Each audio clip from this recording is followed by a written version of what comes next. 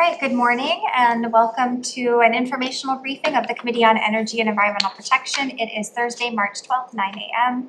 We are in room 325. The purpose of today's informational briefing is to hear more about the alternative fuel study produced by the Hawaii State Energy Office. This study has been used over the past year and a half to justify the potential introduction of liquefied natural gas into Hawaii. And many concerns have been raised about the modeling and assumptions used in this report, including whether key costs were properly accounted for in the analysis. And so today's briefing is an opportunity for the committee to understand the methodology behind the report, to discuss some of those potential errors in more detail, and what those issues might mean for policymakers who've relied on this analysis and other decision makers. So on the agenda today, we have three presenters. We have Mark Glick, our Chief Energy Office from the Hawaii State Energy Office. We've asked him to present to the committee the same report that has been presented broadly throughout the state to socialize this idea. And following up on that, we have Dr. Fripp, who is the Director of Global Policy Research and Energy Innovation, who will provide us more details about his background. And then finally, we have Dirks, Senior Director of the Global Futures Laboratory at ASU, who will also further introduce himself when it's his turn to present. So without further ado, Mark, please go ahead. Chair Lowen, Vice Chair Peruso, and members of the committee, thank you for the opportunity to present the findings of the Alternative Fuels Requiring Energy Transition Study. Because of the time constraints, I'll be rushing through 20 slides in about half a minute each, so I'll work through that pretty quickly. The study was released online on January 25 with full transparency at the Hawaii State Energy Office website, and full report, technical appendices, life cycle greenhouse gas documentation, engaged model documentation, weighted analysis of greenhouse gas analysis calculations, fuels comparison summary and greenhouse gas impacts, and the summary of economic impacts and field data prepared by Facts Global Energy. All of that was transparently provided, allowed people to look at that and ask questions. Governor Green also released Executive Order 2501, also prepared by the Energy Office to accelerate Hawaii's energy transition to 100% renewable energy on all islands except for Oahu. For Oahu, which hosts by 2035 instead of 2045. For Oahu, which hosts roughly 1 million residents across only 600 square miles, the Executive Order 2501 prioritizes immediate emissions and cost reductions while reaffirming the state's commitment to decarbonizing to 2045. On the second slide, following the Act 238 Decarbonization Pathways Report and the tragedy of the Lahaina wildfires, Governor Green tasked the Energy Office with a plan to attract new capital into the state's economy while reducing costs and carbon emissions. Given the new financial stresses on Hawaiian Electric, investment would aim to improve the reliability of the system, integrate more renewables, and finally break the electricity sector's persistence over over-reliance on fuel oil.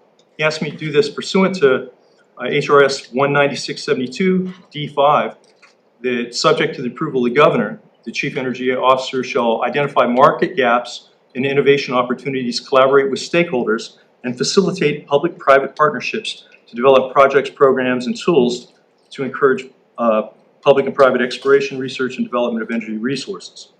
The study responded directly to this charge from the governor and was designed to identify what options could be economically compelling enough to attract capital.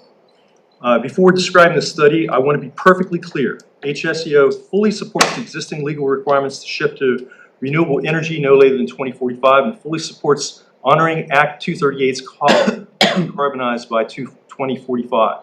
It's an unwavering commitment that permeates our work. It's reflected in Executive Order 2501 and other recent efforts to explore geothermal energy potential, expand rooftop solar, create a workplace charging program for the state, track state building energy use, replace diesel buses with electric ones, promote energy savings performance contracting, assist the counties with modernizing building and energy codes, and recognize private sector leadership in sustainability. We believe that new combustion power plants are necessary to achieve RPS requirements and will likely remain important for reliability beyond 2045. The position on new power plants is supported by the Decarbonization Pathways Study report, the study that followed it, and corroborated by work of third parties, including University of Hawaii.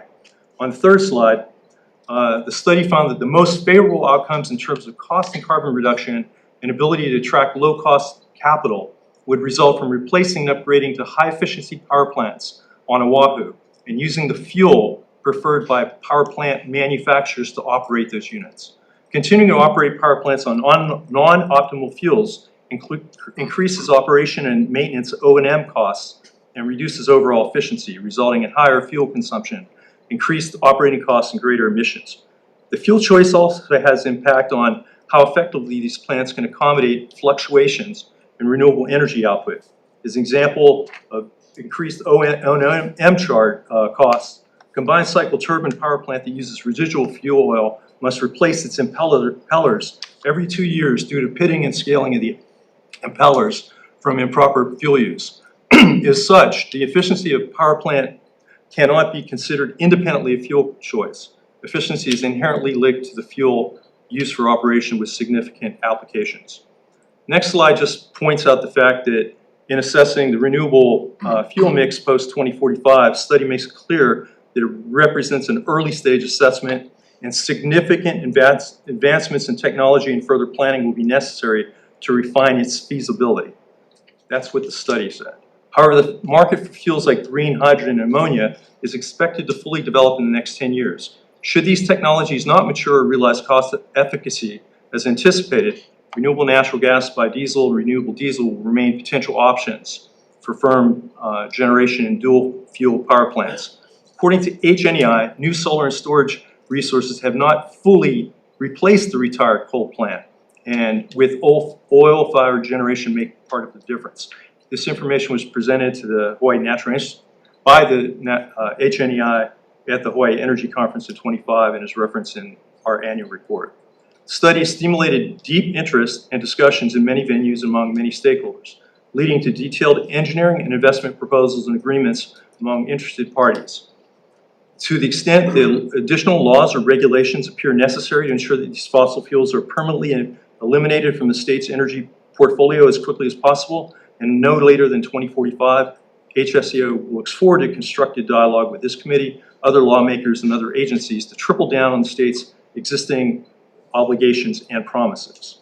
On the next slide, just sort of pointing out the purpose of the study to assess alternatives for residual and diesel fuel, providing cost savings, mitigating oil price volatility, but it's quite clear from the rust-colored graphs, particularly on Oahu, how much oil remains in the system, and that's what we're trying to eliminate. On the next slide, again, the seeds for the purpose of the study, unclear. It came about because of the unclear total liability might be placed on Hawaiian Electric and other entities stemming from the tragic wildfires.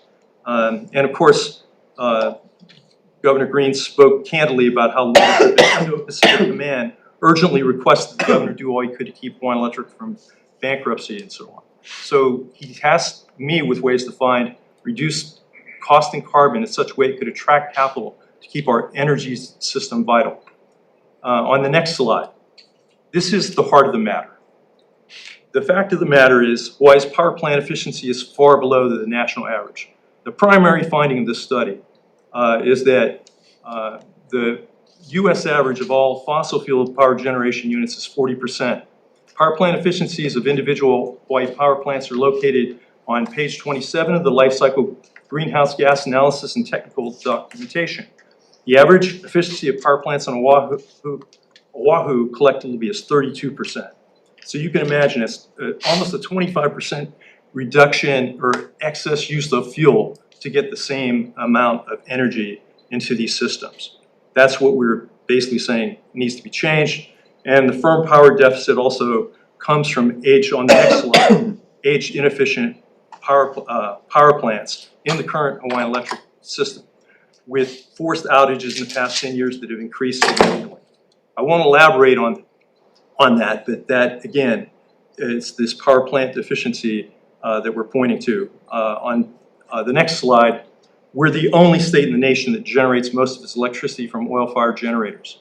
And you can see it comes from a variety of places around the world. Again, relying on old power plants to burn the fuel oil. And last year, Hawaii has imported crude oil and petroleum products for power generation from Russia, Libya, Argentina, Brazil, and Alaska. Today, Libya and Argentina are the top suppliers. This next slide just gives you a picture of where it's coming from and what that looks like. The Libya fuel depot, which has been a recent source of 1/3 of our crude oil. With new data, we've traced fuel imports away from the oil field level. And looking into the source fuel depots in Sarir and Masala oil fields coming from Libya, we've observed the conditions under the state gets much of its dedicated shipments. 21% of exports from Tobruk port in Libya were dedicated to Hawaii in 23 and 15% in 24. But you're looking at associated methane gas that's spewing out from essentially the crude oil that couldn't be contained in the crude oil, and they're there in open pits. On the next slide, just a reminder from the consumer advocate of the cost of thermal generation about being a significant cost driver. 41% of the fuel costs account for 41% of bill costs, and purchase power costs for thermal generation add another 15%. On the next slide, this also gives you a sense of the overall power plant deficiency in thermal generation.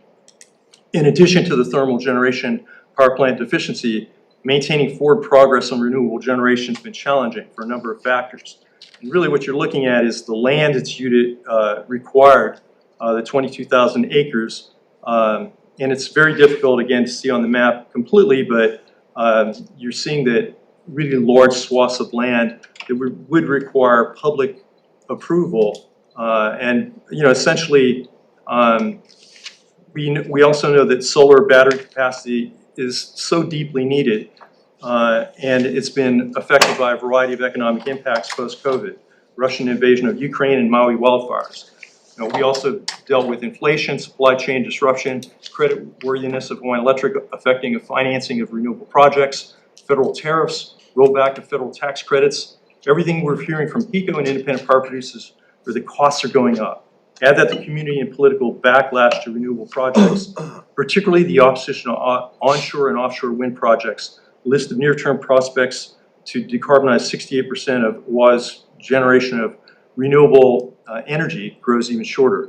The headwinds are exacerbated by the federal government's refusal to permit offshore leases for wind, which PECO and our modeling identifies as critical to 2045 success. The 400 megawatt capacity of offshore wind in the HECO IGP appears extremely unlikely to meet 2045 deadline. Such setbacks on offshore wind led Hawaiian Electric to call for the addition of 2,230 gigawatt hours of renewable energy to fill the gap, prompting HST to explore additional opportunities to reduce our excessive carbon emissions. On the next slide, this just gives you a sense of what that looks like as we move out towards 2050. The light blue is the offshore wind that we're going to have to make up or hope later that we're able to get federal leases. On the bottom, and of course the two degradations of solar, rooftop solar, and distributed energy, the black is the oil we burn, and you can see it's still a pretty heavy sliver. The gray is the place that we have a placeholder if we could remove that oil and put something else that was less carbon and less costly. The green is what we will still continue to have to burn from thermal generators after 2045, and we'll talk about the variety of fuels that we think that can be.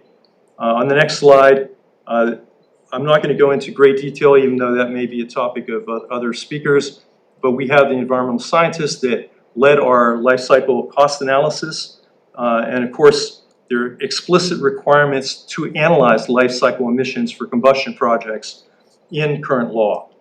And we went through a very exhaustive process with a base case, with a no gas transition. Firm generation remains on low sulfur fuel oil. The integrated grid plan assumptions generally apply to this larger load.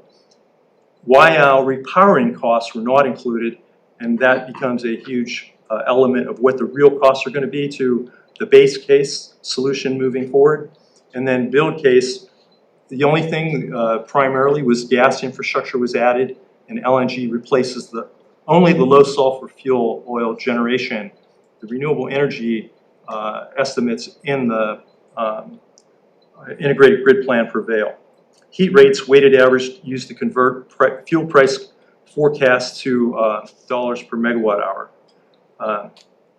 So on the next slide, we also have, again, restating the explicit requirement to analyze life cycle emissions for combustion projects. The study applied life cycle analysis to evaluate the relative carbon intensity of various alternative fuels used for electricity generation. Incorporated emissions from upstream fuel production and processing, liquefaction, transportation, regasification, distribution, and combustion. Importantly, the methodology examined emissions under both 20-year and 100-year global warming potentials, allowing the analysis to capture both the short-term and long-term impacts of greenhouse gas, especially methane, which is more potent over a short global warming potential period. Emission factors from multiple studies, including measurement-based, top-down, and activity and engineering or process-based, bottom-up, were used and weighted to derive estimated reduction in carbon intensity with emissions per kilowatt hour of electricity delivered. Extremely proud of Monique Stanfest, who led that effort, really groundbreaking work, some of the most unique work that's been done in the country on this subject. On the next slide, the greenhouse gas evaluation, basically that natural gas could result in a potential 38 to 44% reduction in total life cycle emissions per kilowatt hour of electricity delivered between LNG and imported oil for the 20-year and 100-year GWPs respectively. And it compared modeled life cycle estimates against multiple measurement-based and empirically derived data sets, including peer-reviewed life cycle inventories and observed emissions measurements from existing natural gas and petroleum supply chains. Those comparisons were used to validate assumptions regarding upstream methane leakages, fuel processing emissions, and combustion performance. Again, these were also supported by the Renewable Laboratory of the Rockies, formerly NREL, and other consultants that supported this project. In the next slide, infrastructure investments and power plant replacements and upgrades. Really an extremely critical part of this. Main additional infrastructure to import LNG to Hawaii would be a floating storage regasification unit, FSRU, loaded about 3 miles offshore Campbell Industrial Park. There'd be subsea pipelines from the FSRU to Oahu, some of which would be directionally drilled in the subsea and arising onshore in a pipeline easement, where it'd be likely connected to mostly existing gas pipelines owned and operated by Hawaii Gas, as well as 1 or 2 miles of new connecting pipeline to the power plants. And it also envisioned connecting to a new power plant.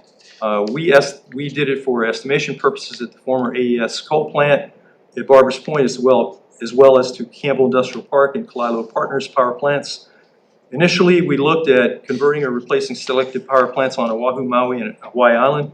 The analysis was based on capacity targets from the National Renewable Energy Lab, but it indicated at the time that delivering to all lines would not benefit ratepayers due to increased costs in storage and inter-line transport. So decision made was to limit the use of LNG to Oahu only.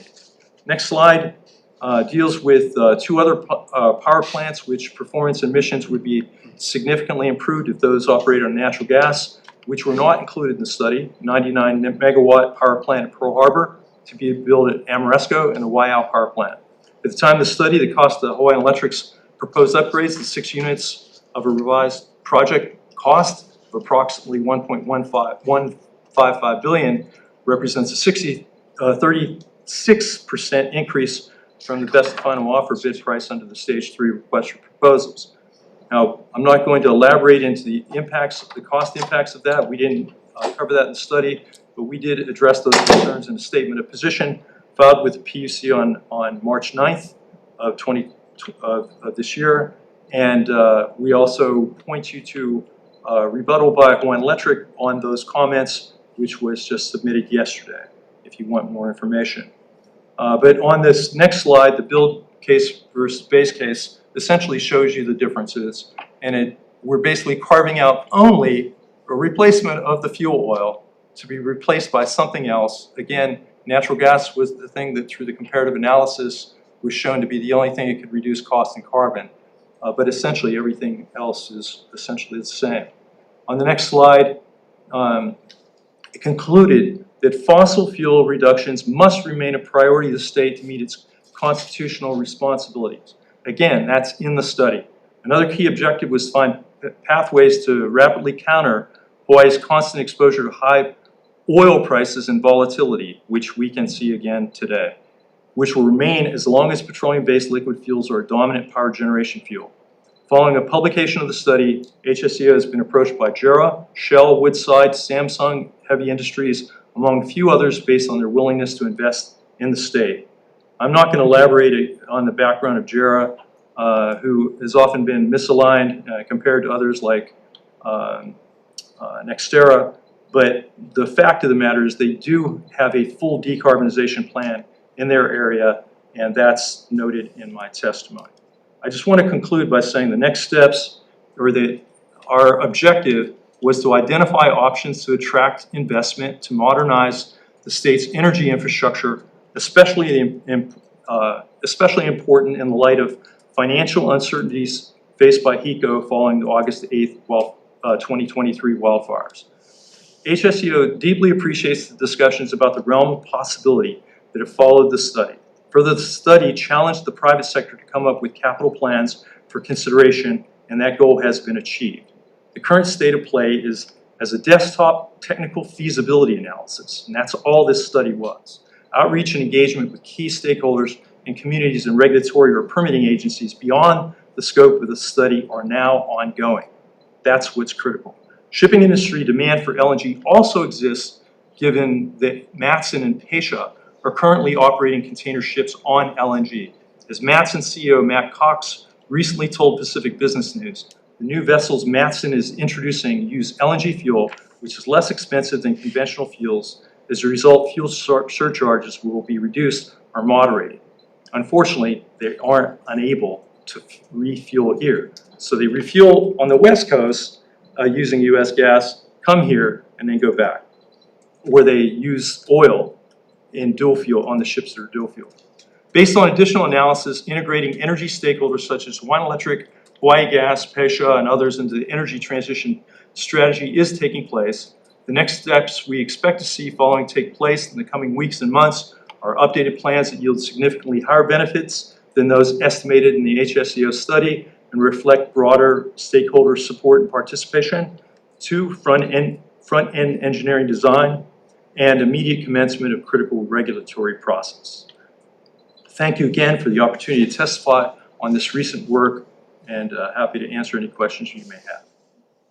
Great, thank you. Significantly different presentation than I think what we've seen from the Energy Office over the past year and a half, but we will maybe find out why. Matthias Fripp is next, so we'll just give you a minute to get connected.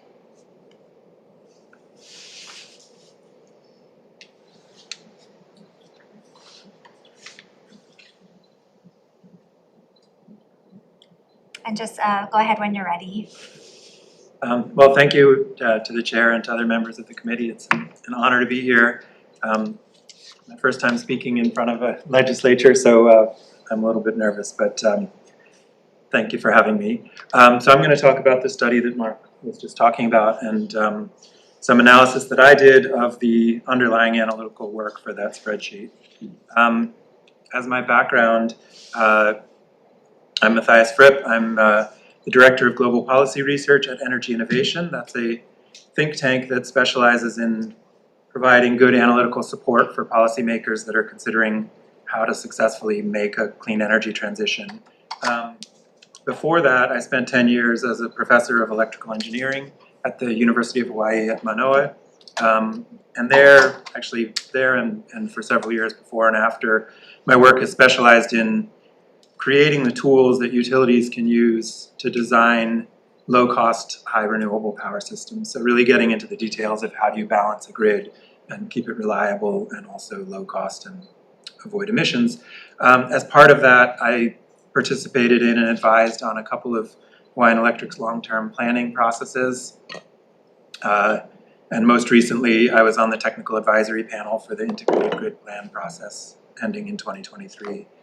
How I came to looking at the LNG study from the State Energy Office, I had previously looked at a similar LNG proposal in 2016, and that just couldn't pencil out as cost effective when I looked at it then. And so I was surprised to hear last year that this was going ahead and being shown as being cost effective, and I wanted to know how that was possible.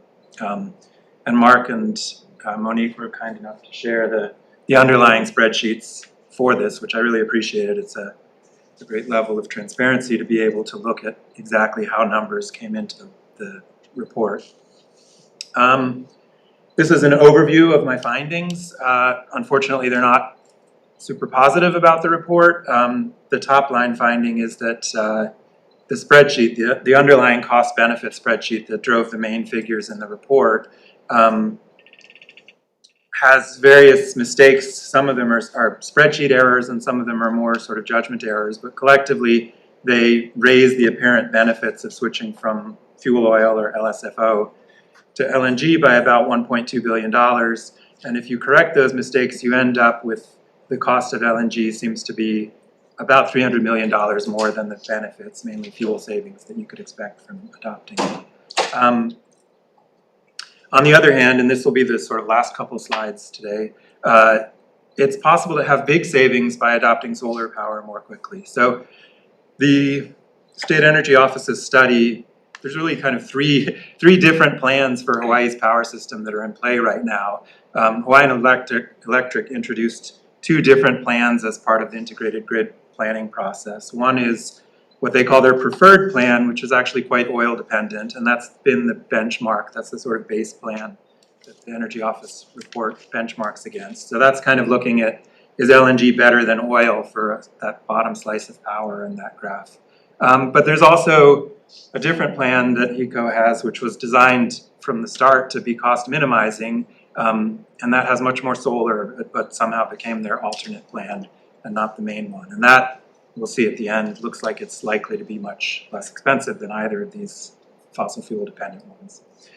There are a lot of scenarios in this study. I'm going to focus particularly on number 3A. That was the headline scenario. It was the only one that showed significant cost savings. As Mark was saying, it was also an improvement on the previous groups 1 and 2 in that it had a more accurate estimate of the amount of fuel available to replace. So I would call 1 and 2 obsolete because they replace much more fuel oil with LNG than HECO is actually planning to burn in their high oil plan. And this is also the one that's kind of being used, it seems like, to motivate LNG investment. So it's an important one to think about. But some of the errors I'll talk about only affect scenarios 3 and A and B. But most of them apply across all of these. And there are some that are sort of unique to 1 and 2, like the using too much fuel oil, displacing fuel oil that doesn't exist. All right, so this kind of sets the context. And it's kind of a complicated graph, but this is a version of the cost-benefit graph that was shown in the report. So the far left shows a stack of benefits of switching to LNG. They're counted in billions of dollars. And so the green bar at the bottom is reportedly $1.5 billion in fuel savings from burning LNG instead of low sulfur fuel oil. And then there's a credit for $500 million of savings from being able to reuse, that's the blue bar, reuse power plants that are built for LNG later for burning hydrogen. And then about $100 million at the very top there for estimated savings in operation and maintenance costs for the plant. So collectively, that's reported to be about $2.1 or $2 billion in savings, benefits from switching, balanced against on the far right there, about $1.3 billion. That's today's cost of building all the infrastructure. It's actually about $2 billion, but if you sort of say how much money would I need in the bank today to be ready for that, it's about 1.3 billion. So that's the big finding, I think, in the executive summary, that these benefits outweigh costs. But what I found when I looked at it were quite a few errors. They're not showing up very well in here. Oh, they're better on that monitor, which are these green bars. Some of them sort of artificially made LNG look worse. Some of them made it look better. Altogether, they raised the apparent benefit of LNG by about 1.2 billion. So once you take those out, the benefits go away, or that chunk of the benefits disappears, and you're left with what I think is a more accurate comparison here, which is benefits on the order of $900 million balanced against costs on the order of 1.3 billion. So it doesn't appear that LNG pays off as a choice here. And I'll talk about each one and then circle back to this a bit. So the first one is the biggest, so I'll spend a little time on this. This one was a basic, it does appear to just be a spreadsheet error. You don't have to, you probably can't read this equation, but you might be able to see that it is a spreadsheet equation from Excel. This one has two halves to it, and so, and the error, the big $900 million error is nested in there, which is that the right side is the original version, and this formula is designed to calculate how much money do we save for every megawatt hour, every unit of electricity that we produce from LNG instead of from fossil fuel or biodiesel. And with scenarios 1 and 2, they just said, okay, take the cost of LNG, or the cost of burning LSFO, subtract the cost of burning LNG, and that's your benefit for every unit of power you produce. On the left side, they forgot to subtract the cost of LNG. And so the benefit was calculated as what would it cost to buy the LSFO or biodiesel. And this is the equation this was added in late in the process to integrate that new grid study for 3A and B, where they had a more accurate estimate of how much LSFO and biodiesel would be used. But when that was integrated into the main spreadsheet, they forgot or mistakenly failed to subtract the cost of LNG. So they effectively treated LNG as zero, and the full cost of fuel oil became a benefit of switching to LNG. So if you ignore the cost of LNG, then that raises the apparent savings by this $886 million, the size of that gray bar there. When you take that out, you end up with a scenario that's sort of break even, or actually slightly a loser financially. So all the savings that were reported for 3A, the headline scenario in this report, vanish when that error is corrected. And then the costs actually seem to, just on that basis, exceed benefits by on the order of $100 million. So that's that. I wondered how that got through. I do think actually the Energy Office should have caught this. There are sensitivity studies in the report, the next graph down after the cost-benefit graph that I've been showing in many cases, that show, okay, if LNG is cheaper, what does that do to the apparent benefits? If LNG is more expensive, what does that do? And the graph that was published shows this dark blue line in the middle. So what that's showing is, on the left end, we're saying, what do costs or net benefits look like if LNG costs 20% less than forecasted? And on the right side, we're saying, what do the benefits look like if it costs 20% more than expected? And this blue line is basically completely flat. It actually rises slightly because of the way that biodiesel prices were accidentally pegged to LNG prices. But overall, this basically says, if you look at it, that the savings it doesn't matter what LNG costs, the savings will be the same no matter what. And to me, that was kind of a clear sign that there was a problem with this portion of the study, that it can't be the case that your savings from switching to LNG don't depend at all on the cost of LNG. If you correct that error, this chart looks like this. So those sort of crossing lines all drop down to the bottom, and for most costs of LNG, there's no net savings. And also now we have this blue line sloping somewhat downward. If LNG is more expensive, you have a higher net cost. So that's that. There's two more spreadsheet errors, and I'm trying to move quickly, so I'm not going to dwell on these too much. But it was sort of using the wrong forecast for LSFO, and another one or maybe three countervailing errors. All of those tended to make LNG look a little worse than it might otherwise. So those, in this waterfall graph that I'm showing you, those sort of raise the apparent benefit of LNG. I do want to focus quite a bit on this one, so I'm calling it an error. This is more a matter of judgment, I suppose, but the study includes a credit for building power plants and pipelines in 2030 or 35 that can then be used in 2045 for hydrogen. And it says, essentially it says every dollar that we spend on building plants in those early years offsets a dollar plus inflation that we would have spent in 2045 to build a brand new hydrogen burning plant.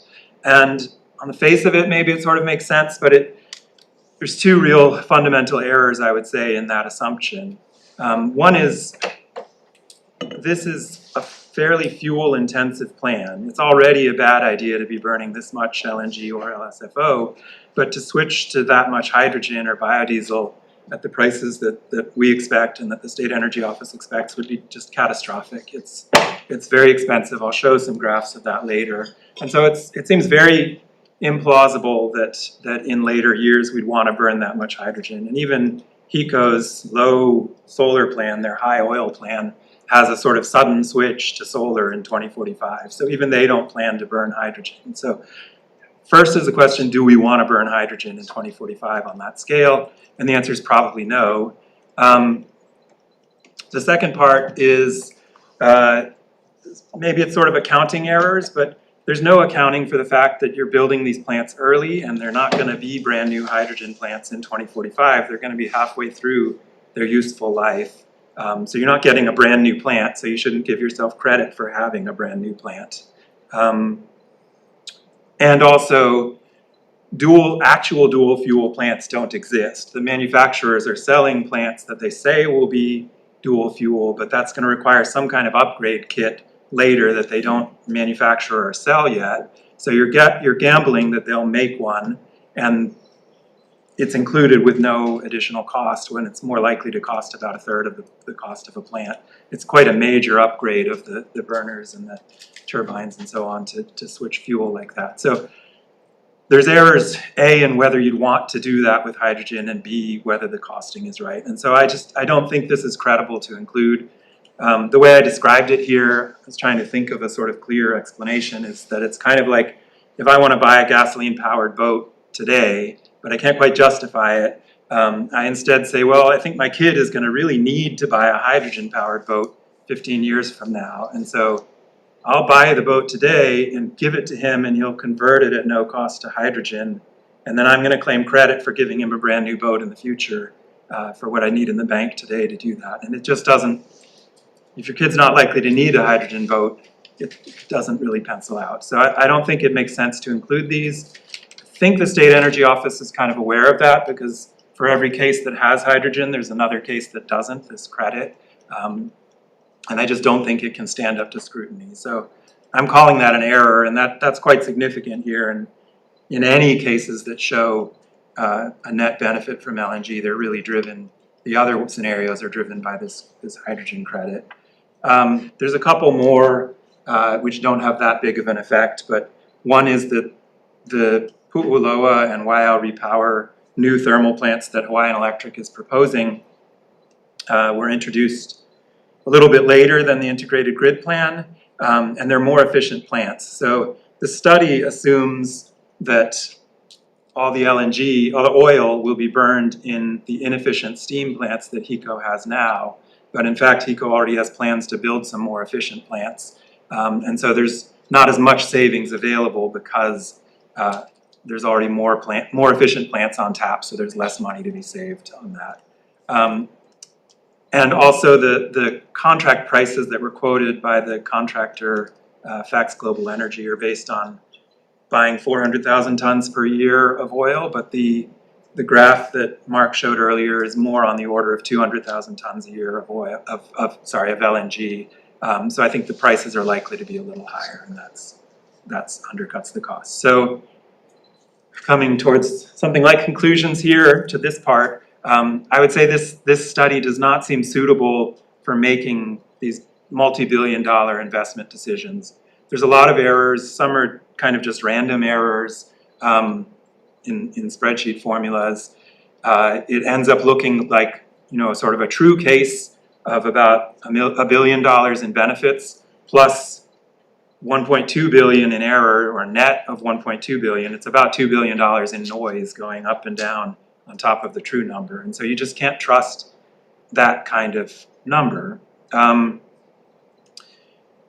overall, it seems to show, once you've corrected for it, and I haven't hit everything in this spreadsheet, I really focused on the ones that affected the 3A case. But once you correct the obvious errors there, it seems to show that there's, you know, about $300 million more in costs to LNG than benefits.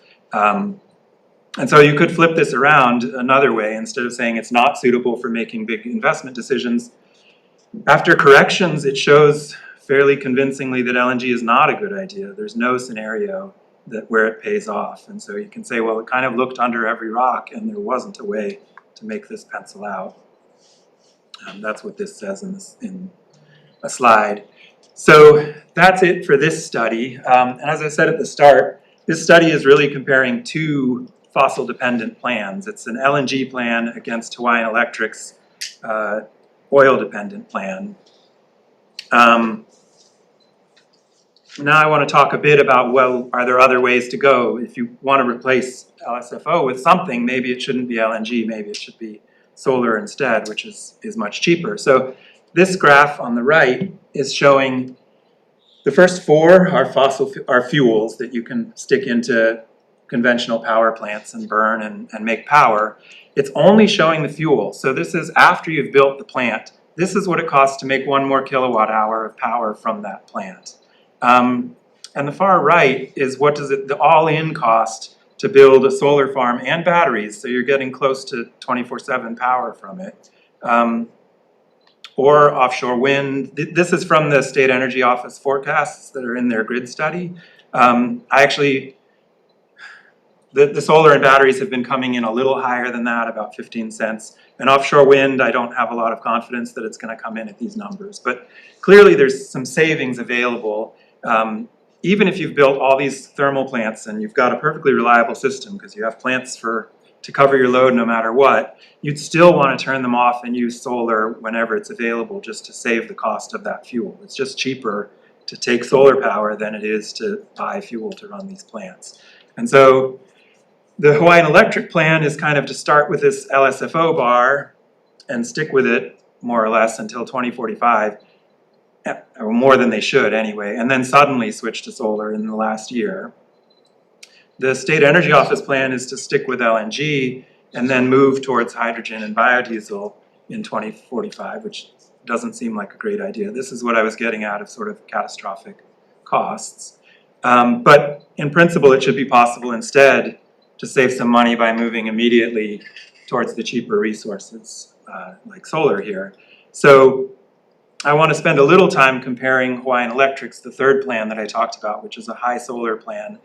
They've identified this as the alternate plan out of IGP, but it's actually the one that was designed from the start to minimize costs. And then they said, well, we don't believe we can get this solar, and I think that's something worth some discussion of. And they said they prefer this other plan that's more oil dependent. But let's look at the alternate plan and see what that does compared to the high oil and high LNG plans. So the left graph here is showing how the costs of these three plans compare at the prices that we've seen, the oil prices around $80 a barrel that we've seen for the last 5 years or so. The far left is the cost per year for the LNG plan. There's the cost of paying for solar, the cost of paying for offshore wind. So here I'm using my own estimates roughly of what solar and wind cost. It's a little higher than the previous graph. the cost of the capital investments to build the infrastructure for LNG, the cost of the LNG fuel down at the bottom, and then the cost of oil. So that's the LNG plan. As near as I can estimate it, it's about $1 billion a year. The high oil plan from HECO comes in a little bit cheaper than, maybe 45 million a year cheaper than that. And then the high solar plan from HECO, I estimate comes in about 145 million a year less than the LNG plan. And that's under current oil prices. We're seeing quite a run up in oil prices now. And in fact, in 2022, we saw prices that were about $121 a barrel on average in today's dollars, so accounting for inflation. And under those conditions, if you had a year like that, all the plans go up a little in price, but the HECO plan goes up the most. That black bar gets taller by 50%. The LNG plan also goes up by 50%. The contract price for LNG is actually indexed to Brent crude oil, so if Brent crude doubles, so does the LNG fuel price. So that goes up a little, but not quite as much, because it's a smaller component of the overall cost. And the solar plan goes up a little, but much less, because it has this sort of residual portion of oil in it. Overall, you end up saving about $191 million. So the savings have gotten bigger under high oil prices, and so you're getting more insulation from world oil prices by committing to solar. And that's actually one of the attractive things in solar. The contracts are the ones I've seen recently are in fixed nominal dollars. So you commit to pay 15 cents a kilowatt hour now, you're paying that for 30 years with no inflation. So 30 years from now, that looks pretty good. All right, so the conclusion just kind of restates what I've been saying. There seem to be errors in the proposal, in the analysis underlying the proposal or the study that overstate the savings by about $1.2 billion. After corrections, none of the LNG scenarios seem to pan out, but there are potentially big savings possible by switching to solar more quickly. And that's what I've seen over and over in my analysis since 2012. It's always been the case that the faster you can switch to solar, the cheaper power will be. So I'll leave it there. Thank you. Thank you.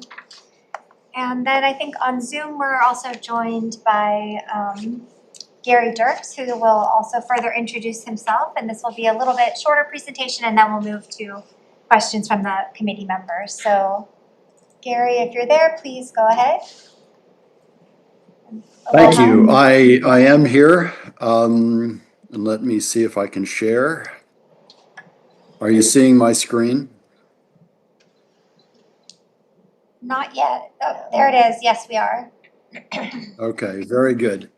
Well, my name is Gary Dirks. I'm the Senior Director of the Global Futures Laboratory at Arizona State University, and I play a few other roles at the university, particularly with respect to our energy programs here. And then I'm also the principal investigator of a DOE direct air capture hub. In the context of this meeting, though, I suspect I can be most helpful to this committee in the context of a former role that I had, which was as president of BP Asia Pacific and president of BP China. During the time period that I was the president, we undertook several projects, gas-related projects, a major pipeline and gas field development in Vietnam that we completed in 2002, the Guangdong Dapeng LNG terminal and pipeline project in China, which we completed in 2006, and I'll come back and speak specifically to that. And then the Tangguh LNG Bintuni Bay, Indonesia project that we completed in 2009. I'm going to be very brief because, frankly, I think this committee probably needs to spend more time processing what Dr. Fripp just said, as opposed to what I'm going to say. I think I can be most helpful perhaps addressing questions with respect to big LNG projects as opposed to speaking directly to your project. So returning then to the Guangdong Dapeng project, this was China's first LNG terminal. It was not a floating terminal of the type you're describing. It was onshore. The original project, which was expanded upon a few years ago, had 3 storage containers. You can now see the 4th added below there. But the rest of this infrastructure was pretty much the same as you're seeing it here. There were some similarities to what you're proposing. This project was a partnership. It included BP, but it also had the China National Offshore Oil Company and a number of Chinese utilities as part of the core partners. The Chinese first took an interest in this project and LNG more generally in the mid-1990s. They undertook a very extensive and meticulous planning process that took them to about 2001 before they put the project out for a competitive bid. And the bidding included 3 different parts. One was to be the strategic partner to help with finance, but also help with the technology and with oversight of the construction, and then ultimately to be a partner in operating. That's the part that BP bid on. There were about a half a dozen other multinationals that participated in the bidding, and BP was awarded the contract. They separately bid the supply contract. We were partners in 2. Actually, we led one and were partner in a second one. We did not win that, but the partnership that we were part of was Australia. They did win. And then the EPC was separately bid. I'm not going to go through all these details. It's a much bigger project than what you're suggesting for Oahu. This was about a 4 million ton per annum regasification capacity. It had a trunk line project, which was about 400 kilometers. But I think there's elements of this that are instructive in the what you're looking at. One was the way these partnerships were constructed. The other was they had a very forward-looking plan that, like I said earlier, was very meticulously developed because they envisaged this part of southern China, which sits between Hong Kong and Guangzhou, if you're familiar with the southern part of China. And they envisaged that as being a major manufacturing area in the future. So it was planned that there could be significant expansion of energy capacity for that area. The trunk line and terminal itself was about a $900 million project. There were about 4 gigawatts of power plant capacity that was also planned for the project. So in total, it was north of about $3 billion. And here's a bit of an overview. I don't know if you can see my cursor. Is it visible to you? Yes, vaguely. Yes. So if you look over here at the bottom left, when we started this project, virtually none of this infrastructure was there. The terminal, the Dapeng terminal down here in the corner that hopefully you can see right here is the terminal that we constructed. And then the pipeline is this black line going along up over to Foshan.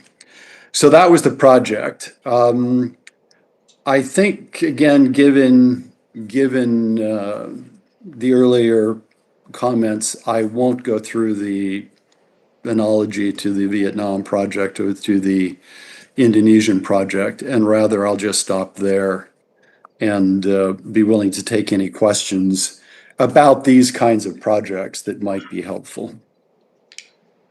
Okay, thank you very much. I appreciate that. We'll definitely come back to you for questions, but I think we'll probably have a few first for our earlier presenters. I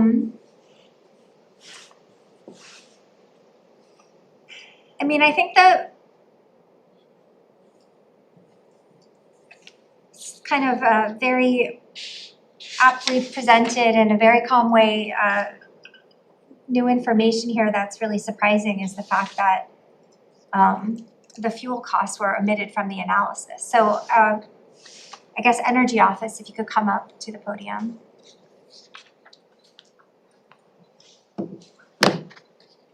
I mean, you are acknowledging this error, I assume, just by the fact that your presentation has shifted from talking about the benefits of the cost savings associated with this to customers now to a different focus in your report. But I mean, I think my question for you is, were you aware of these errors in the analysis? Well, first of all, I don't agree with that assessment. I don't actually Were have. the fuel costs included in the analysis or not? Absolutely. They were. Okay. In fact, I think it's important. I think there were a number of things that were obvious errors in what I heard Matthias say. For example, the Hawaiian Electric's plan is not to replace low sulfur Okay, fuel but oil. we're asking questions here, not asking. Okay. So could we stick to what we're talking about? I mean, I think I'm trying to these answer the conclusions, question. You've seen the errors in the spreadsheet language. Can you explain to us how the fuel costs were included? The fuel costs, I'm going to ask the person that actually loaded the data, since we are asking modeling questions, because I actually didn't load the information. So I'm going to ask Monique Zanfas to talk a little bit about how the modeling occurred and who we worked with on that modeling. Sure. Morning, Chair and Vice Chair. So the life cycle cost analysis was completed by our consultant HDR and overseen by me. And essentially what it did is it looked at the fuel forecasts of low sulfur fuel oil out to. Can you speak up because our mics are different mics now, and Yeah. it's So hard for us to hear if you don't. It looked at the forecasts out to 2045 of both low sulfur fuel oil and liquefied natural gas. Fuel costs for the low sulfur fuel oil were sourced from Hawaiian Electric's IGP. Fuel costs for the liquefied natural gas were sourced from our consultant, Fax Global Energy. Looked at the life cycle cost analysis, so discounted it over time, and the two charts that are in our presentation, the benefit is from the fuel cost savings. The costs are from the infrastructure associated with LNG. So the benefit is a different and as from the fuel cost savings itself, whereas the cost analysis was just a capital and operational expenditures. Regarding the 500 million for hydrogen infrastructure, that's an amortization assumption. So it's simply saying we are going to be using the components of the infrastructure. I understand that aspect of it, and So I also have concerns with the assumption. But that aside, I think we're talking about the spreadsheet errors that I think were pretty clearly identified. I mean, actually, Matthias, if you'd like to come up and respond, I'm just curious to sort this out because it's kind of the crux of the matter here. May I also say something, and I want to preface this in the way that this is transpiring. We opened up our data and our spreadsheets as they have been from the beginning. We received no ability to even look and understand what the differences are because we're being delivered this in real time. That's not my understanding, but No, well, that Matthias, is the please come truth. up. We have never been. Well, if you're being delivered it in real time, how can you say so definitively that you're sure that this is not correct? I mean, you've either We know you that need we to go have back and calculated. review whether it is. We know we calculated the fuel elements of this correctly. We know You know there that is, you calculated them correctly, or you know that you intended to?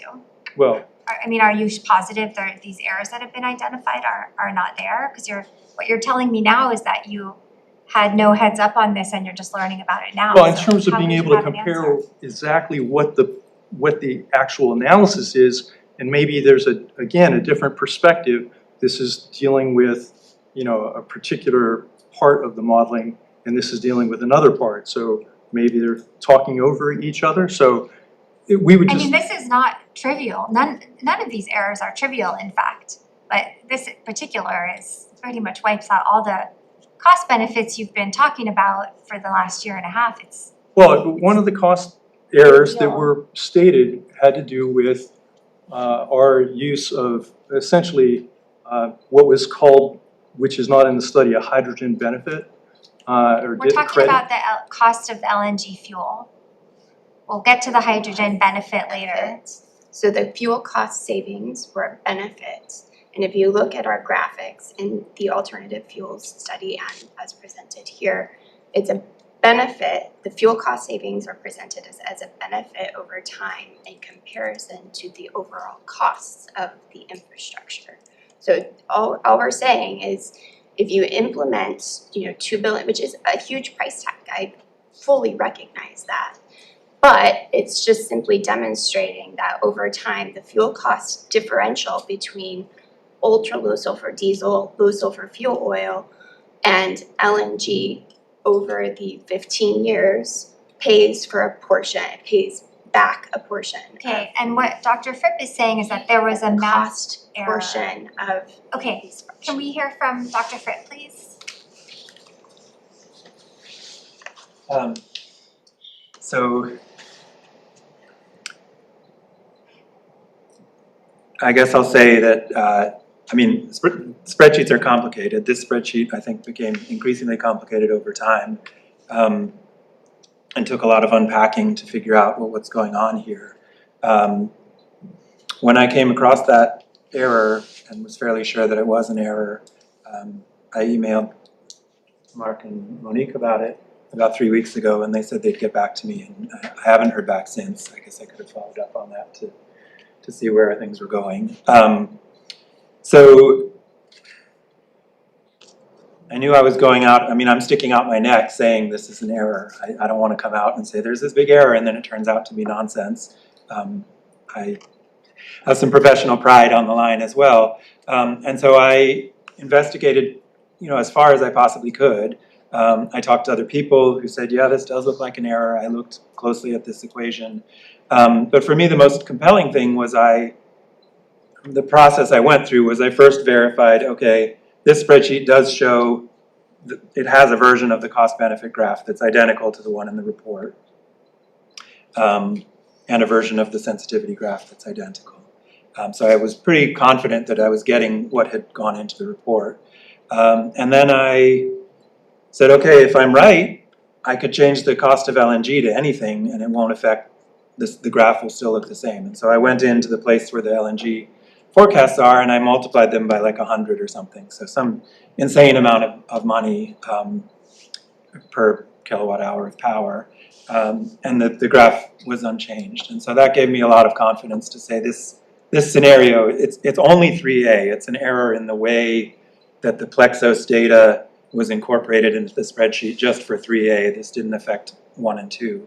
But it gave me a lot of confidence that those number 3 cases were just completely non-responsive to the price of oil. So regardless of where the error was, it was clear you could do whatever you wanted with the price of LNG and it wouldn't affect the reported savings, which just couldn't be true. And then I said, wait a minute, there's actually a graph of this exact sensitivity test in the report. And I went to look at that, which was the one I showed you earlier, and it was flat line as well. So it just said LNG could be 20% cheaper, 20% more, it doesn't affect the benefits. And so then I was like, yeah, I'm pretty sure they were using the spreadsheet I'm looking at because it's behaving that way. This one on page 60 of the report. Yeah, I don't know the page number, but it would say something like sensitivity of 3A to those different prices. Figure 19, sensitivity analysis, alternative 3A. Yeah. It basically has a flat line for the cost of LNG. Yeah. So at that point, I felt confident enough to come forward. I would have liked to hear for sure that it was an error, but but that seemed enough to me that I.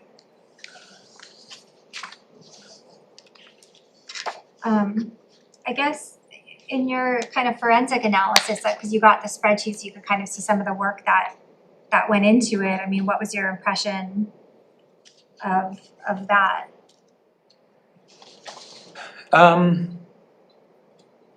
It wasn't great. It was a strange mix. There's fairly advanced spreadsheet techniques in there, cross-referencing and lookups that you tend to see from people who use spreadsheets a lot.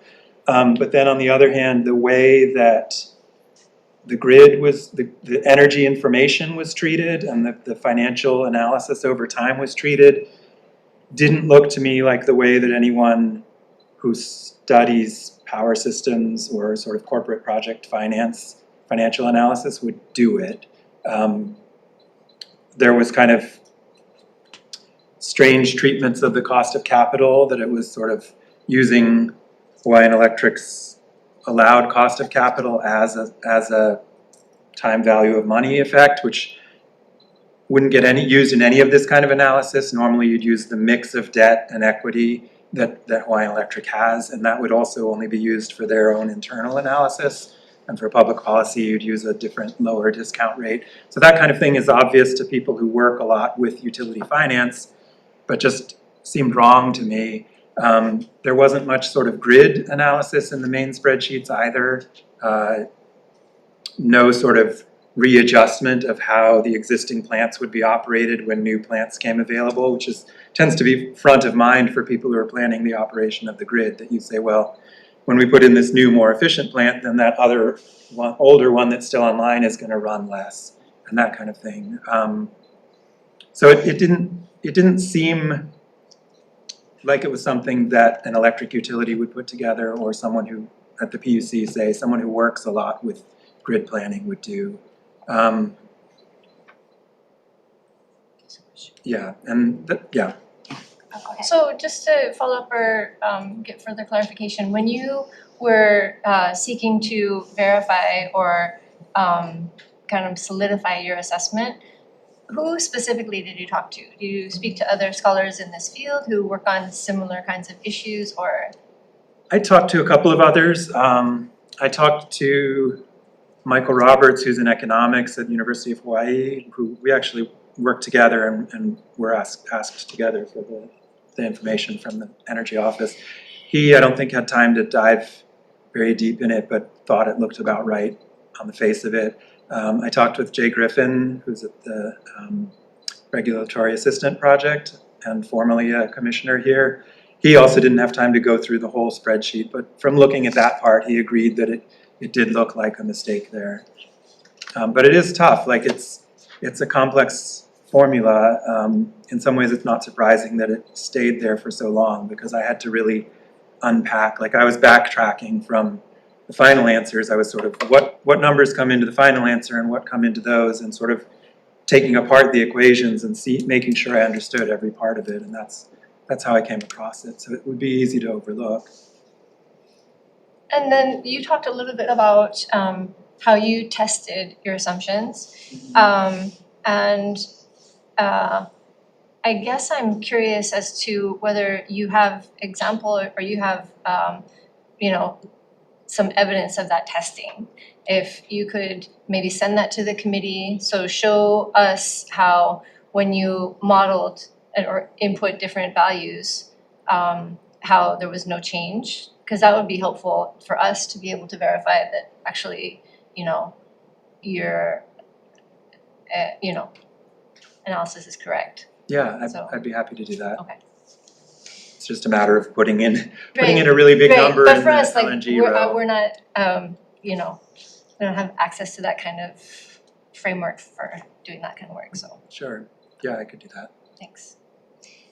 I guess in reviewing the spreadsheets, did it seem like there was an effort to reach a specific outcome?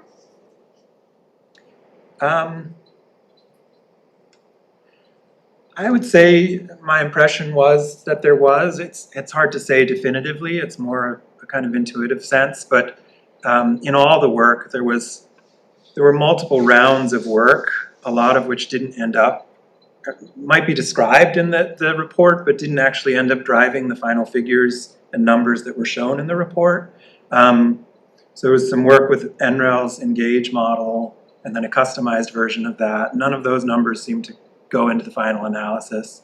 And then even in the spreadsheet, there were the sort of scenarios well, there was some other stuff that I didn't really dive into that was trying to build up a more complete production cost estimate, most of which didn't go into the final analysis. And then there were these scenarios 1 and 2 and 3, and all the A's, B's, and C's. And it just seemed to me like if you're trying to make a good faith effort to assess does LNG pencil out or not, and you're willing to take either answer, you'd sort of sit down, you'd work out what are all the things I need to do to get this right. You'd run your analysis, you'd get your answer, and that would be it.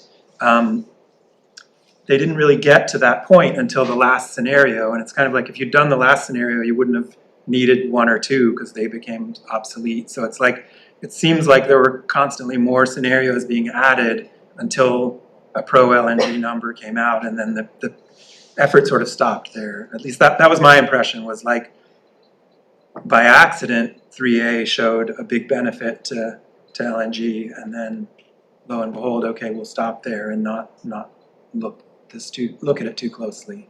And that's always a danger in this work. It's much easier to trust numbers that match your expectation or the answer you want. You don't tend to go looking for errors there, but or changes to kind of keep making the result more complex. I guess connected to that, it seems like this alternative fuel studies did not, I mean, based on your analysis, did not use HECO's least cost approach, which is based on, solar and batteries and demand response. And I'm wondering then if that kind of prevented renewables from actually competing with LNG in this analysis in the first place. So it kind of goes to Chair's question as to if the study was actually in an academic space would be considered a legitimate intellectual endeavor, intellectually honest in the sense that it's seeking truth rather than one specific outcome. And I am curious about your thoughts about whether, and I guess, from your presentation, you suggest that that clear comparison was not made possible in this alternative fuel study. And I guess my question is, do you think that, and I also kind of heard you say that to Chair, that, if they had started with the least cost scenario, then we might not even be having this conversation.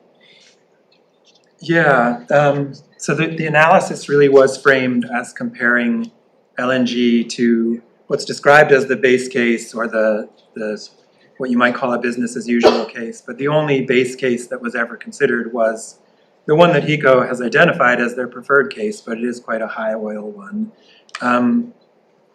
I think if you publish this in an academic, so what it shows is that LNG, attempts to show is that LNG is cheaper than oil, but there's no comparison to solar on costs.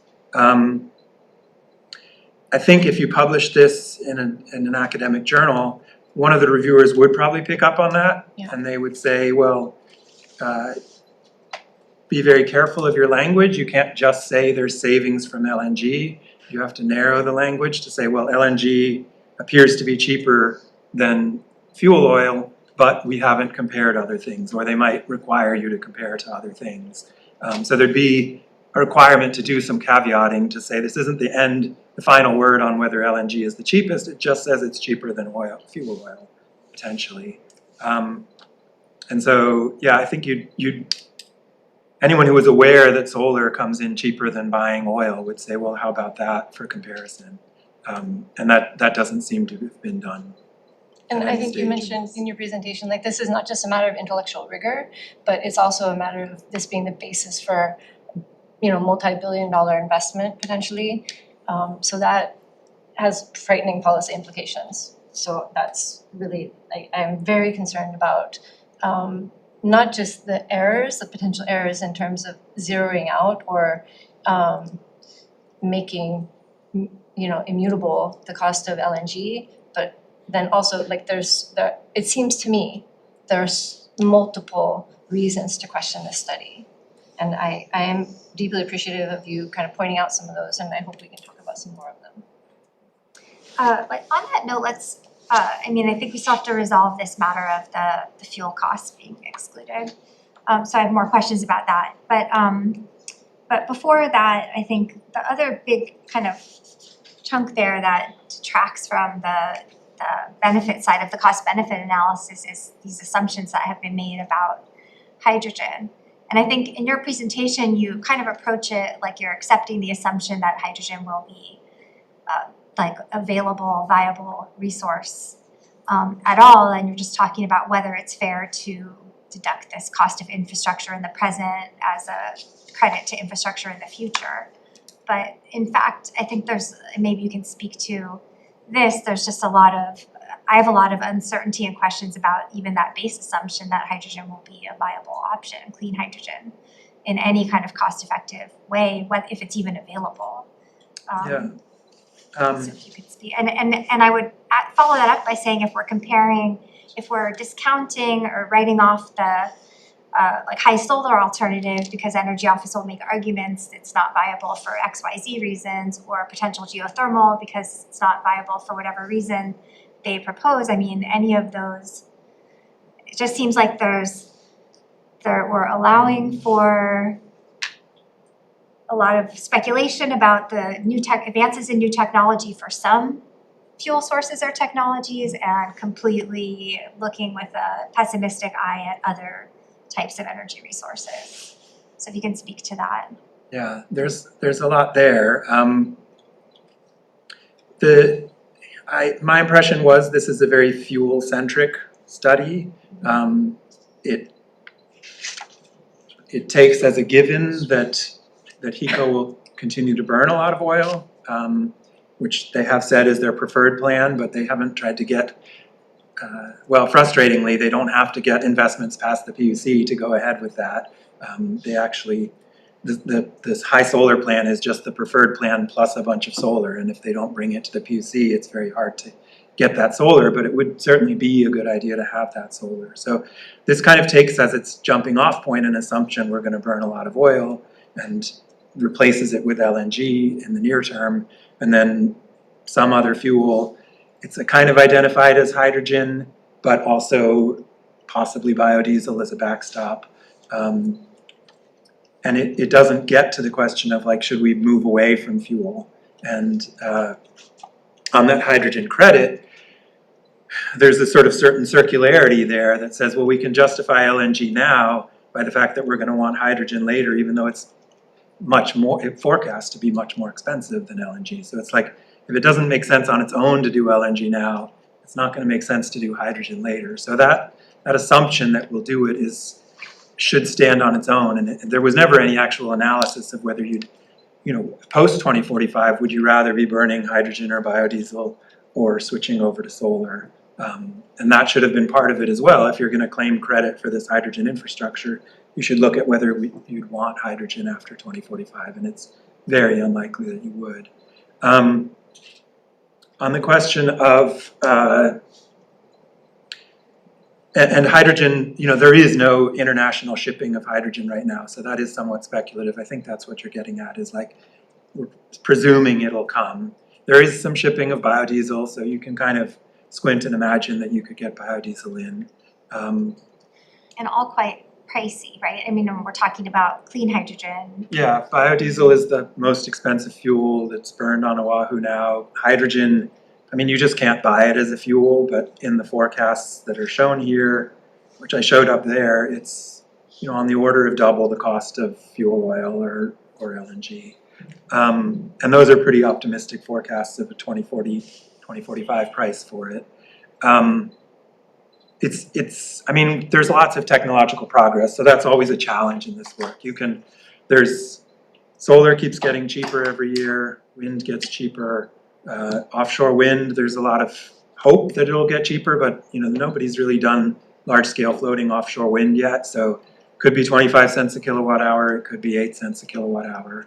I think there's two ways to approach that. One is you make your best estimate of what these are going to be, and as far as I know, what I showed on that graph are the State Energy Office's best estimate. I pulled those out of their Plexos spreadsheet, and you move ahead with that.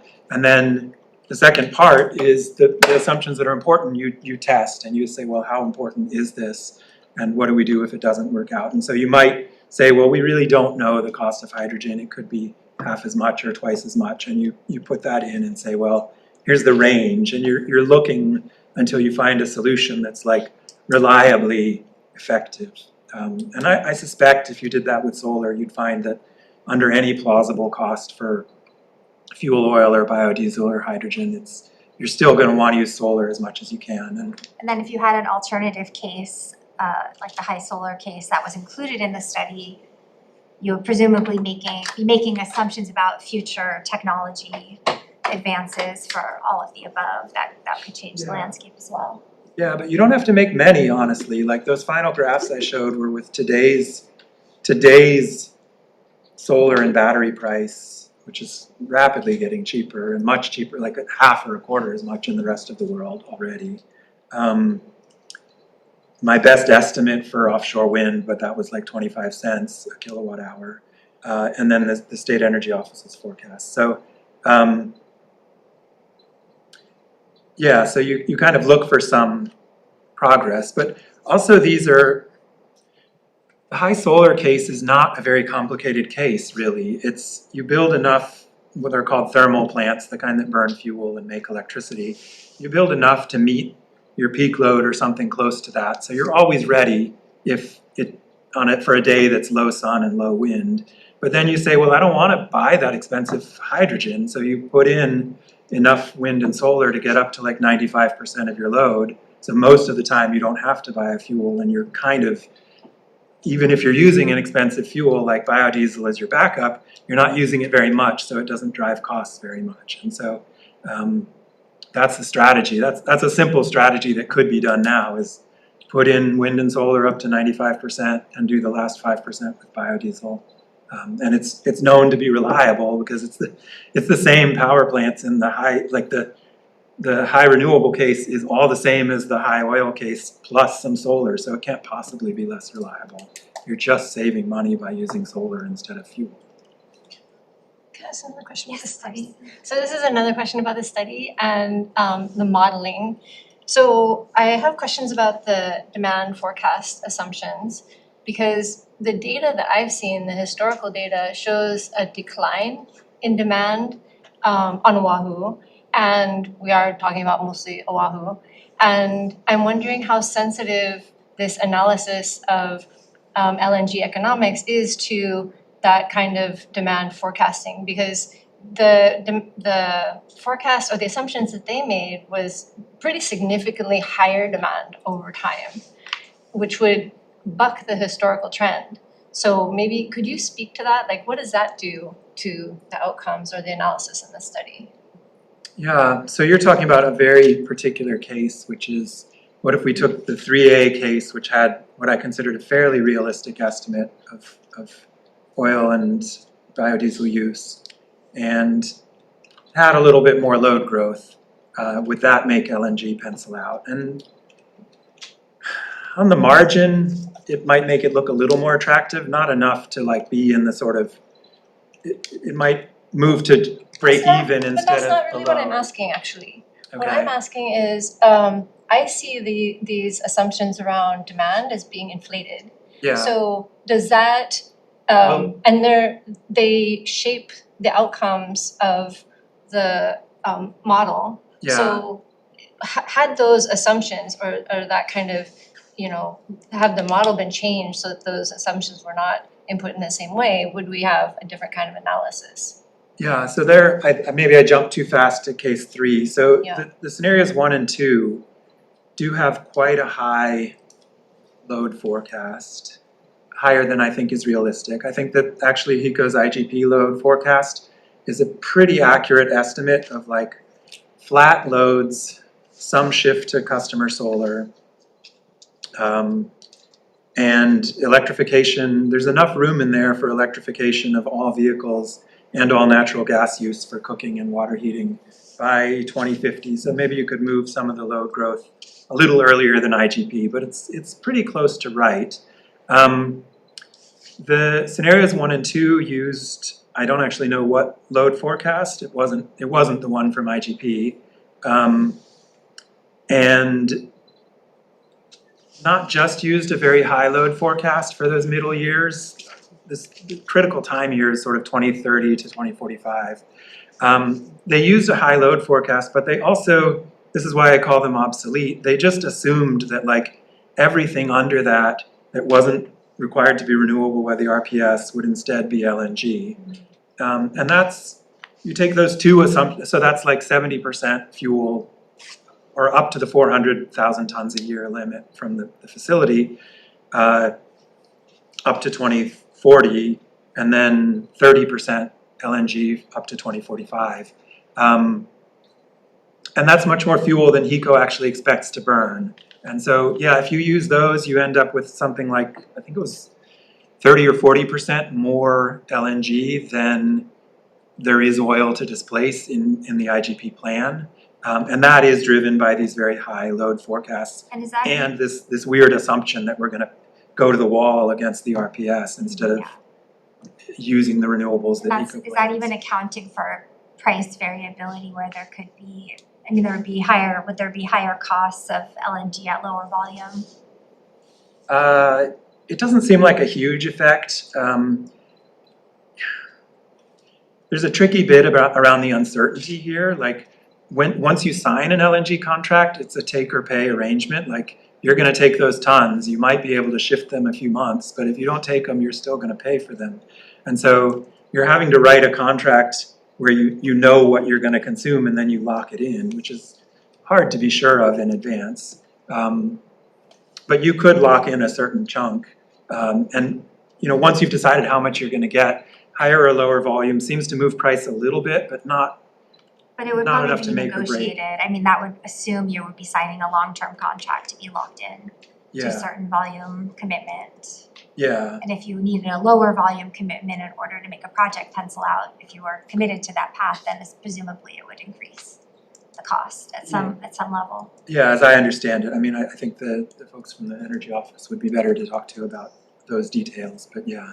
So there's the high forecast is important in scenarios 1 and 2, but they seem to have moved away from those scenarios and over to the Plexos study, which uses, at least through 2040 or so, it has a more realistic load forecast to my mind. It does jump up a bit in the last 5 years higher than I would consider plausible, but that's not really what's driving the findings in that case, so. Okay. Thank you. I guess because like so much of the talk we've heard over the past year and a half has been about how this plan will be cheaper for customers. I mean, in your analysis, when you kind of subtract out the benefit that has been credited due to those errors that you identified, would you say your analysis shows that actually it would be higher cost to go this path? I mean, assuming it against the base case even, and the base case being continuing to burn oil, but presumably having more flexibility to ramp that down, I guess. I mean, even against just the straight base analysis. Yeah, I would say so. I haven't done my own independent one, so all I'm working with is like the cost benefit spreadsheet that I got from the energy office with these corrections. But when I do that, it looks like, as I said, LNG would cost about $300 million of money today. It's a higher number in the actual years when it occurs than sticking with LSFO. It looked like it was on the order of $50 million a year in that final comparison that I did. And that seems kind of plausible. Like there's some room for savings because LNG is a cheaper fuel, but on the other hand, you're investing hundreds of millions of dollars in the regasification unit and these new power plants that you wouldn't necessarily build. Like Hawaiian Electric has already designed a reliable power system for 2045, so these are in addition to that. And so almost by definition, they're plants that Hawaiian Electric didn't think were worth building when they did their grid plan. So you've got all these fixed costs that you have to pay no matter what, balanced against a little bit of savings on the fuel. So there's. And has there been any kind of back of the envelope analysis of the savings to customers on the high solar scenario? Or is that, you'd have to be too soon to say? It's too soon to say. I mean, my very rough estimate there was this kind of $145 million a year. That was versus LNG, I think about 100 million versus the HECO plan. I should say that's for HECO's high solar plan, which is not actually a great plan to my mind. Like, I would prefer to see the offshore wind moved out and more solar in it. And I used what I considered a fairly high solar cost. I think if they were more efficient in contracting, they could be getting solar and batteries in for 30% less than what I assumed there. But from what I assumed with these fairly conservative assumptions, it was about $100 million a year for ratepayers on Oahu. So you're talking $200 per household or something like that per year. So it's kind of getting maybe one free utility bill a year. Can I ask a question? Of course. Yeah. So I have a question, building off Chair's question about cost to ratepayers. And I've been really concerned since learning this summer that the shareholders usually benefit actually from investments in large infrastructure projects, even in Hawaii, where we have passed legislation. When we have extraordinarily expensive infrastructure projects, then the shareholders actually get a guaranteed return on their investment, while the ratepayers will end up paying through their bills for the cost of that infrastructure. So I am wondering, like, I don't see any of that kind of analysis in this study, and maybe it was never intended to like really help us understand how it would impact the consumers. But it seems to me that a big part of the problem around LNG is the massive infrastructure investments that are required. And I'm wondering if you could speak to that a little bit, if you've seen that. I know that this is the work that you do, not just in Hawaii, but elsewhere, but if you could talk about that a little bit. Yeah, I would say there was some effort to turn it into bill impacts. That was always the sort of next thing after the total cost benefit graph in the report. But To was the extent that, that- I didn't see, what I didn't see in that impact analysis was how shareholders would benefit from the infrastructure investment and ratepayers would pay. Yeah, that gets to, I mean, it's deep in the weeds, but it's this area of weighted cost of capital and discount rates and stuff. But that, I would say, was not done particularly well in the report. So there was, I mentioned earlier, there's two different ways that we treat the time value of money. One is you build a piece of infrastructure and you've got to pay for that, and the utility pays for it over time. They don't. If they build something in 2030, they don't take it out of everyone's bill in 2030. They spread it over the life of the asset. And that is amortization. You basically take out a mortgage on the asset. So the utility puts in maybe 40% equity. That's shareholder money that they get paid these returns, which I would say are excessive, 9.3% guaranteed return on that part of the investment.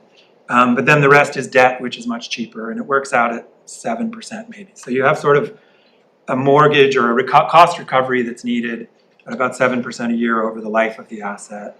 And the spreadsheet didn't spread the costs over time that way. It just did them as lump sums in the year they were built, which is odd, but kind of works out.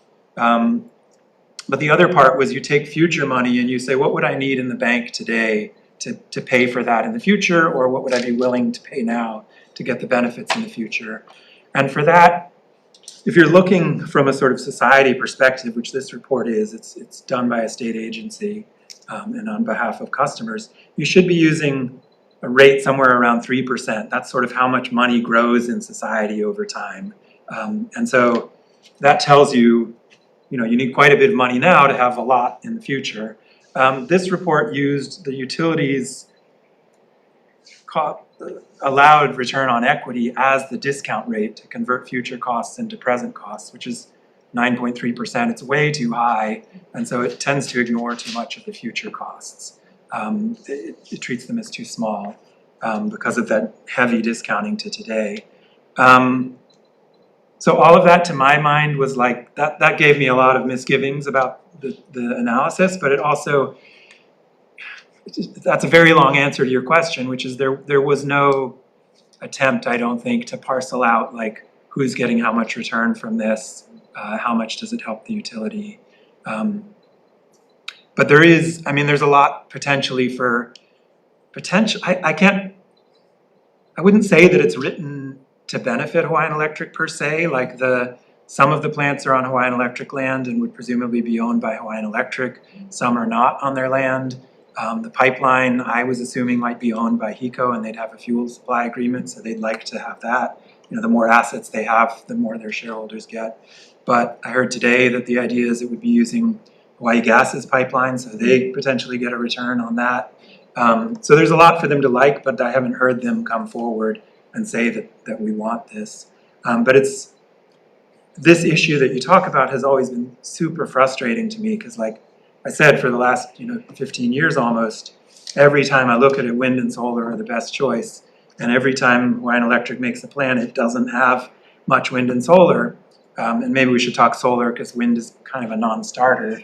And I do really worry that part of that is because Hawaiian Electric is in a position where they, by and large, they own some thermal plants already. They seem to be able to own new plants. At least they're proposing like this Waiau repower on their own land, so they would own that. And so they're in this position where they kind of know all this. They're not going to own any of this solar. That's going to be a power purchase agreement from some third party. And so they're having to choose between they're running a horse race between their own asset and these competing assets. And we're asking them to choose the competing asset over their own, and they never do. Performance-based rate making was supposed to stop that, but it doesn't quite seem to have, and I worry that they think there's ways, they could ask for maybe extra cost recovery for Waiau and kind of keep playing the old game. And that the challenge with these inflated returns and that shareholder ratepayer sort of conflict is, it's not as much paying HECO 9% on equity, like that's actually a small part of the bill. It's the fact that it drives them potentially, and they say it doesn't drive them this way, and they've gotten mad at me when I claim that it does, but certainly we would reward them for going in the wrong direction. So it's the tail that wags the dog, where there's like 1 extra penny per kilowatt hour in it for HECO, but they make a plan that costs 5 or 10 cents extra for customers, and so and I don't know if that's why they do it. I just know over and over they don't choose solar to the extent that they could, and it's incredibly frustrating to see. Thank you.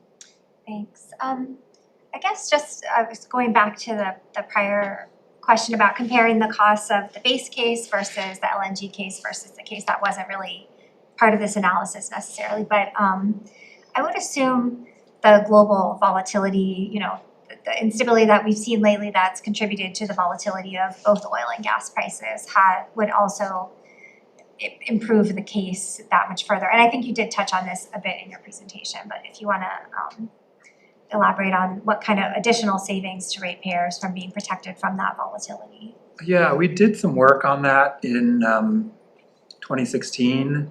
I worked with the Ulupono Initiative and did testimony in the Power Supply Improvement Plan docket at the PUC around the LNG proposal then.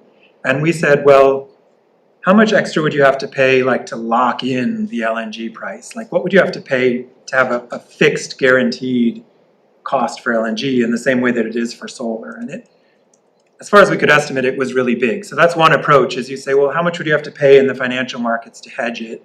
And it's very expensive. I don't remember the numbers, but it was a lot. It was more, nobody ever does it. They just pass the cost through to customers. And so that's a different perspective, is like, okay, realistically, if you buy into LNG, or as the state has been bought into LSFO for a long time, you're gonna have volatility in bills as oil prices go up and down.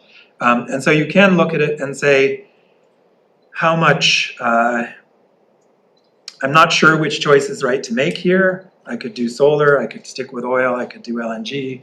But then you can say, well, suppose I did each of these, and then we move into a low oil price regime or a high oil price regime or a high gas regime. Which one would give me the least regret, in the sense that, like, when we get unexpected conditions, I'm still close to the best possible, you know, if I had had perfect foresight, what I would have done. Which ones go very far from that and which get close? And in that case, we were able to show that renewables are a very low regret solution, that you're very unlikely to have a case where you say, oh, dang, I wish I'd stuck with oil. Because there's so little room on the downside for oil. Oil's right now at sort of the lowest it's ever gonna be. You can't pump shale. We've had a renaissance of oil in the last few years with shale production, but that costs $60 per barrel to produce. And so you can't see oil prices below $60 and still have it produced. And so we're never really gonna see very cheap oil, but we could, I mean, we just crossed $100 a barrel. So you could have years where you say, gosh, I really wish I had gone to solar 5 years ago. Yeah, and by committing to the LNG pathway, we're committing to keep burning fossil fuels for quite a long time. Yeah, and you can Large quantities. put a number. There's Wall Street equations that are like, how do you value volatility, and add that on, but like, I'm not sure anyone trusts those enough to say that like just the volatility alone is equivalent to 5 cents a kilowatt hour or something. Okay, all right, I have a question for the energy office again. And then we can't forget Gary is patiently, I assume, still waiting on Zoom. Okay, to be clear, you are not acknowledging the error, or you say you need time to look at it, and you're not acknowledging that you were emailed. We were by certainly, Matthias. we've been communicating. Oh, okay, so now you do say you've had prior notice of this. No, we have been communicating. Okay. But on this issue, on this specific assertion, we had no we had no follow-up discussion on it. In fact, You had no follow-up discussion, so you did get his email pointing it out, or no? we have had, See Monique nodding, so. we have been open with, everyone has come to us with questions. So we have had discussions with a number of people, including Okay, but, Matthias. like, a few minutes ago, you said you did not get advance notice of the identification On of this this specific error. assertion about this being a flaw. We Okay. didn't have. I think what Matthias said was that he emailed you about it. Did you not see the email?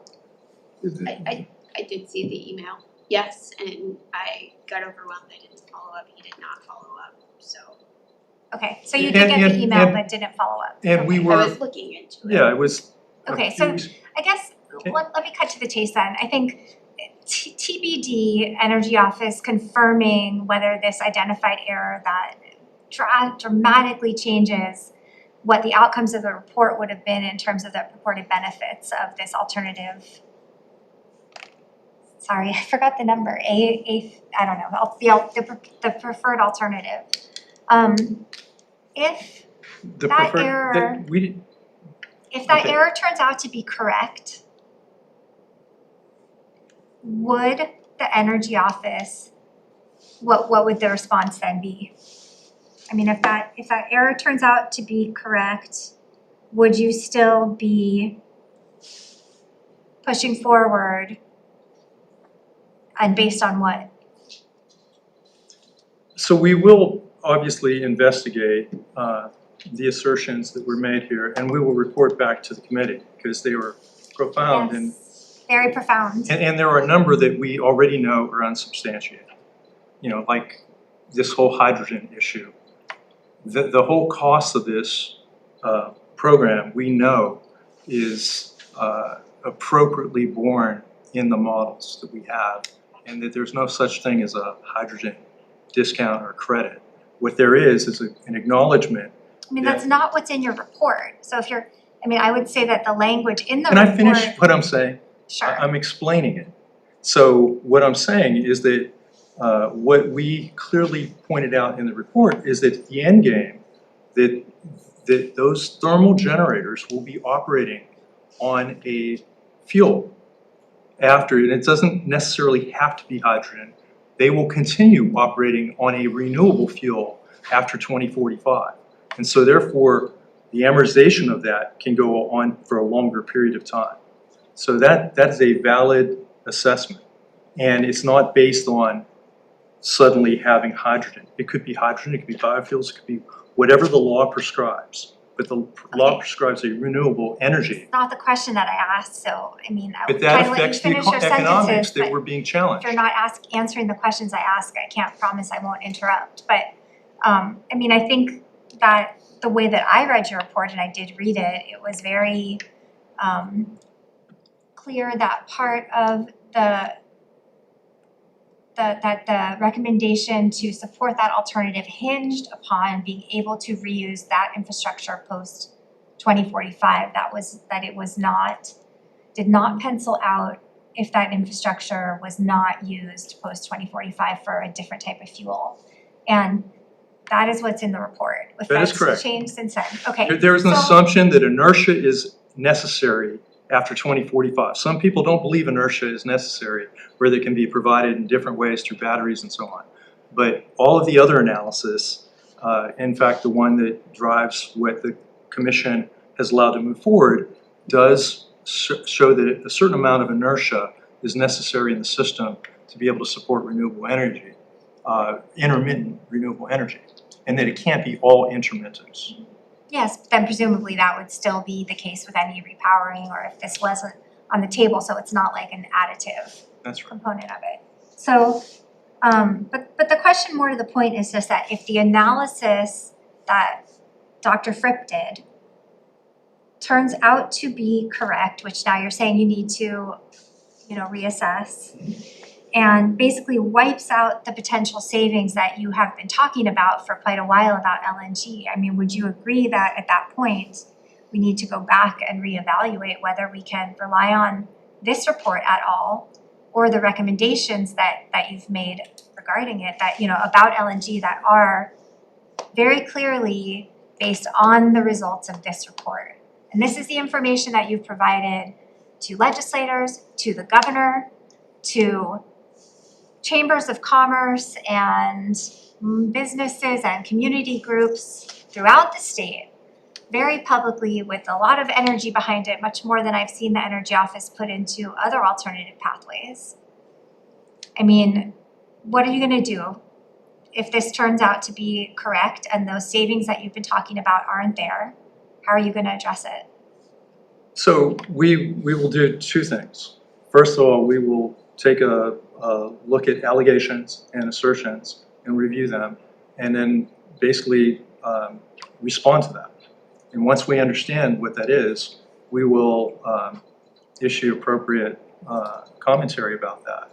I can tell you the second thing, though, is that I do have to correct your assertion that the study is the plan, and that plan, if it is not, demonstrated to be a positive benefit in terms of cost and carbon, is what decisions will be based on.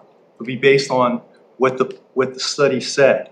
There needs to be further analysis with all of the appropriate cost modeling and everything. Absolutely, I think And this that's analysis actually done is not, It was a desktop analysis well, that you're demonstrated. saying that now, but it's been used for. It's what we described it from the very Okay, but beginning. you have It's in the been- report. You have been using this to drive significant state policy and to present to the public a narrative that implies that this is worthy It should be worth of these discussion. billions of dollars of investments. You It do should not be- just, it's worth that is discussion. not what we've seen, and that is out there, many verifiable sources. So I would just contest that assertion that this wasn't meant to be a decision-making tool for these billions of dollars of investment. It's not meant to be a Because decision that making other for billions of people, dollars. I think, would have come away with a different impression, including potentially the governor, based on this report. And now you're not saying you're not standing behind it for that. I'm standing behind I the mean, report as okay. what it was, Okay,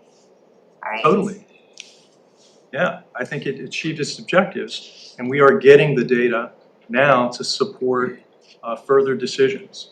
It's not based on the specific scenarios, because we actually demonstrated a number of scenarios were not net positive. And if you look at the graphs, We have a range of savings, and some of them, it shows some of it is not savings. So we made it clear, under certain Okay, conditions, well, it I could. think before we talk about the other scenarios not having savings, we need to verify whether the one you've been talking about has any savings. So Okay. I We- think we- Rep. Caruso has a question, so go ahead. I do, so I'm just curious as to how we got here. And you know, I think it's widely known because it's been reported publicly that Paul Yonamine was, you know, introduced JIRA to the governor's office, and he helped create those discussions around LNG. He stood behind the governor at the signing of the October 2025 memorandum. Right. And he has served as the chairman of a firm that specializes in cross-border financial transactions and advisory services. He also is on the board of 2 Japanese banks.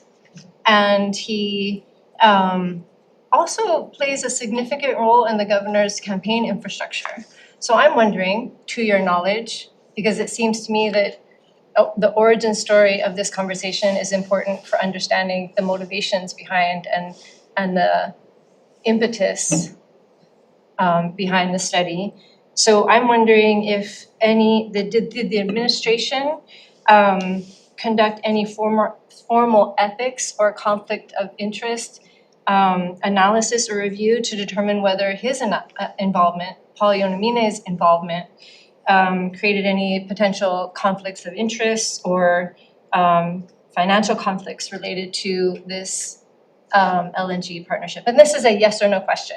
Was there a review conducted or was there no ethics review conducted By the Energy Office? by the administration for I'm not whom you aware. work? I can't So answer that. to your knowledge, no. To my knowledge, no. Thank you. Okay, I think I have a few questions for Gary online as well, if you're still there. Yes. I am indeed. Hello.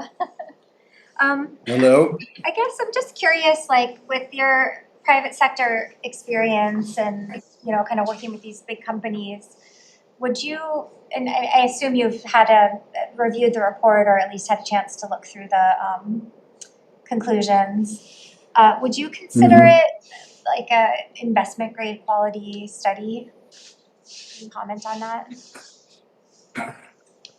No, it isn't. And based on the conversation of just a moment ago with Mr. Glick, it doesn't sound like he's presenting it as an investment grade plan either.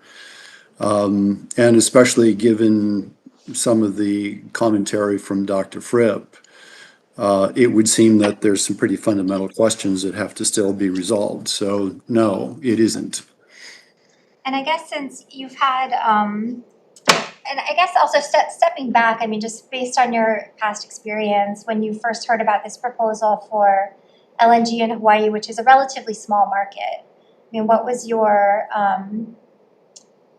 kind of gut level reaction to it, or what questions did that raise, or you know, what from your past experience could you, I think, offer to us to help us understand? Well, when I first let me just say that I approach electric power and the way it's generated from a very neutral standpoint. So I don't typically come in with any particular preference for one energy form or another because circumstances are so different.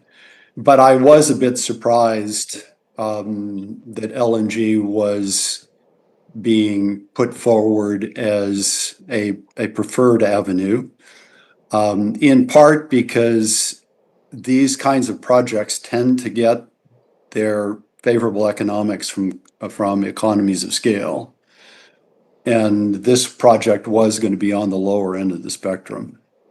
You saw the things that I pointed at that were 3-4 times. The Dapeng project now is almost 7 million tons a year. So you're on the low end of the spectrum.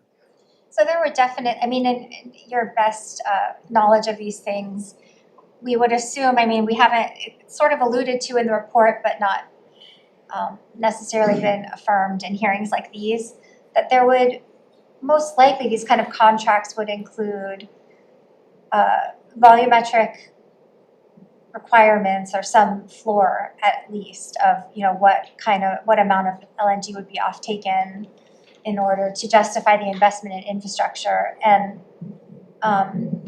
that's one question. And then second question, kind of related, is I've heard people say, or certain people I've talked to have the impression, or I think it's been said, that there have been fixed cost contracts. There's been this term fixed costs used. And I think people are maybe conflating that with the way that we have actual fixed cost contracts for solar with our PPAs. But my understanding is almost all LNG contracts are tied to the cost of oil. And I would anticipate that if a contract was considered here, there would be an expectation that it would be the same. I mean, you've dealt with companies like JERA, who of course has been the only company we've realistically heard talked about that's gonna come in and do this. I mean, can you envision a scenario where there would not be a volumetric commitment or there would be an actual fixed cost contract?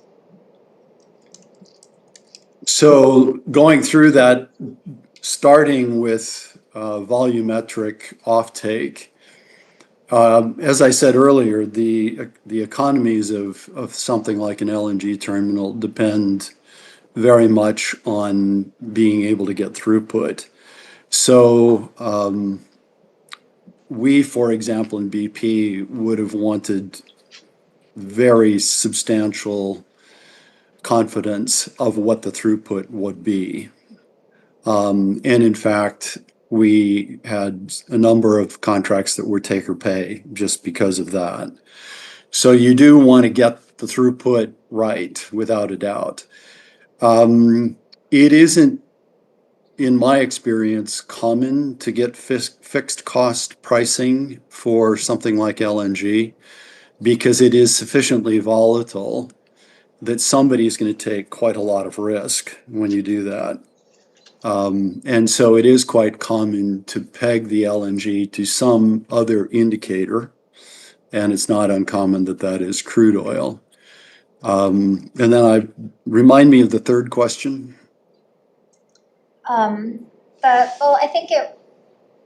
think you answered it. It was more about the fixed cost contract. But The again, fixed cost. a follow-up would be, have you dealt directly with this particular company, with JERA, in your dealings? And like, I guess, what kind of contracts have you seen them enter into? And what would be your observations and or advice to the state, I guess? Yes, so I have not dealt directly with JERA. They came along after I retired from BP, but we did have dealings with Tokyo Electric Power, TEPCO, and JERA is as I understand it, a joint venture between Chubb and TEPCO, I believe. So they came along later. They are one of the biggest LNG players in the world. They rate right up there with a number of the big oil companies. Certainly dealing with TEPCO, they were extremely professional and very good at what they did. I have no reason to believe that JERA isn't. These are the kind of firms that when we were dealing with them, you wanted to put your very best people in the room with them. Because you wanted people who were very competent.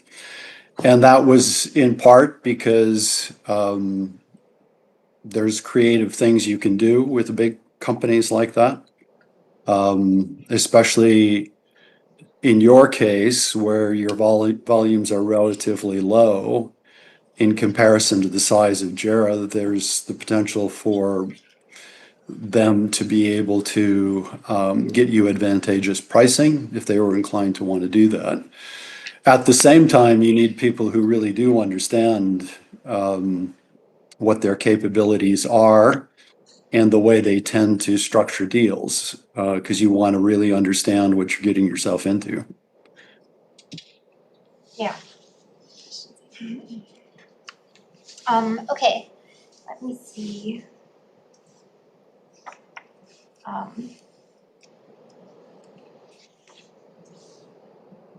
I guess I'm curious, and no one knows the answer to this question, but I mean, would you think that JIRA and, as in terms of, if we think of them as in being one of their parent companies being TEPCO, so you have some knowledge of them. I mean, would they have also reviewed this alternative fuels report, or do you think they would have noticed the error or had a raised eyebrow about it, or?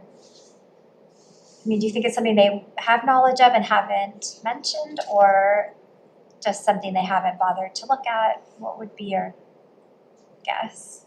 Well, I'm going to qualify what I say, because in the sense that I'm not 100% sure what the nature of the contractual arrangements are between the states and JERA.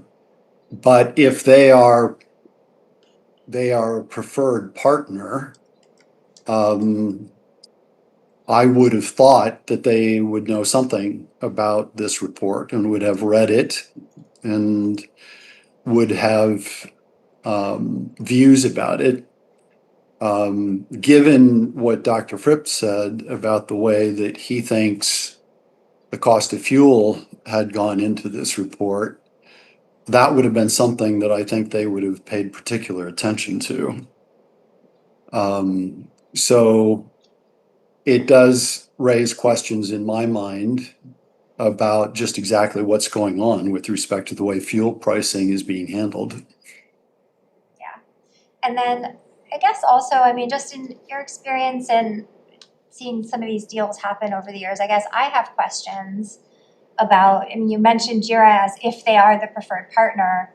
I mean, it appears to all of us on this side of the table that the genesis of this whole conversation was sort of driven by JIRA in the first place, and have been sort of accepted by the state and the governor as preferred partner absent any real competition. So of course, there is no actual contract or deal on the table, and nothing concrete has been proposed that we've been able to put eyes on. But in terms of this kind of having your best people in the room to do tough negotiations if something did move forward, so that you could have someone there who was really looking out for the interests of the state and the interests of Hawaii ratepayers, like, I just have questions, I guess, about how the Energy Office has essentially been, what from our perspective has been, kind of all in on selling this to the public, and whether that indicates a tough negotiating stance, I guess. So you're putting that to me I mean, as a question? kind of. Well, let me see if I can extract out what I think your question is. Given that they seem to have a special relationship, and given that they seem to be pushing this, are you asking, is it I guess I'm just worried immediately? there's not, that there's for whatever reason, for reasons that may not be just merely the best interest of ratepayers, there seems, you can't verify this, but I just worry that in terms of having the toughest negotiators at the table, that there's sort of other considerations here, that there's clearly been this long established relationship in advance of us even laying eyes on, what the numbers are, what's being talked about. And it feels like it and of course there also has been no competition over what, if there is gonna be some investment in LNG infrastructure, which we're not even clear on. There's been no discussion of any other company or any kind of competition over who might do it. And I don't know, is that unusual or is that not unusual? I guess I don't have context to even know the answer to that. Well, I did emphasize in my comments that in the case of the Guangdong Dapeng LNG terminal, the Chinese actually structured 3 competitions, and as part of the bidding process, and they were ferociously competed. We had to put together a very, very good proposal in order to win, and we thought we had put together a really good proposal to provide the supply of LNG. And again, they split the contracting for the construction from the supply. And we didn't win that one. So it was fiercely competed. Now, in this case, it doesn't appear that that is the trajectory you're on. And I think it makes it particularly important that there's diligence by your committees and whoever the other oversight bodies are, just so you can provide that kind of assurance to the public that this is an arrangement that is in the public's interest. Now, I say that without implying anything about the integrity of JERA. We didn't encounter any issues with TEPCO and the integrity of those people. And I have no reason to believe there's an issue with JERA either. They are a very well recognized and a very large LNG supplier. In saying what I did, I want to just emphasize you're dealing with people who are very, very good at what they do. And you really do want to have very good people in there across the table from them having these discussions so that you do get the best deal for your citizens. No, thank you. Let's see, do we have further questions for anyone? Gary, Matthias, our Energy Office? All right, I would have had more questions, but I would have assumed that the Energy Office had some time to digest this information. And so we really look forward to hearing the outcome of this now very important question of were the fuel costs included or not? And I guess you want any closing remarks? Let me just see.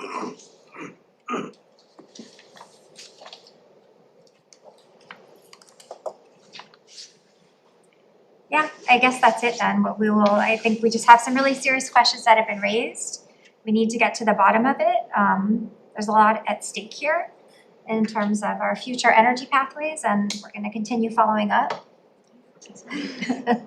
Go ahead. Sorry. So before the chair concludes, I did want to say that I appreciate the work that has been put forth, both in the alternative fuel studies, but also the courage that Professor Fripp exhibited when coming forward and raising this very important public policy question. I know that it is uncomfortable, and I really appreciate it because it serves the public interest. Yes, I agree wholeheartedly. And yeah, appreciate everyone for coming here today. Dr. Fripp, Mr. Dirks, and Energy Office. I think, yeah, we have some more work to do to get to the bottom of this. And as a committee, our responsibility as elected officials is just to ensure that we make decisions based on good analysis, and that we are pursuing the most affordable and reliable path forward for Hawaii's residents. And with that, we will adjourn.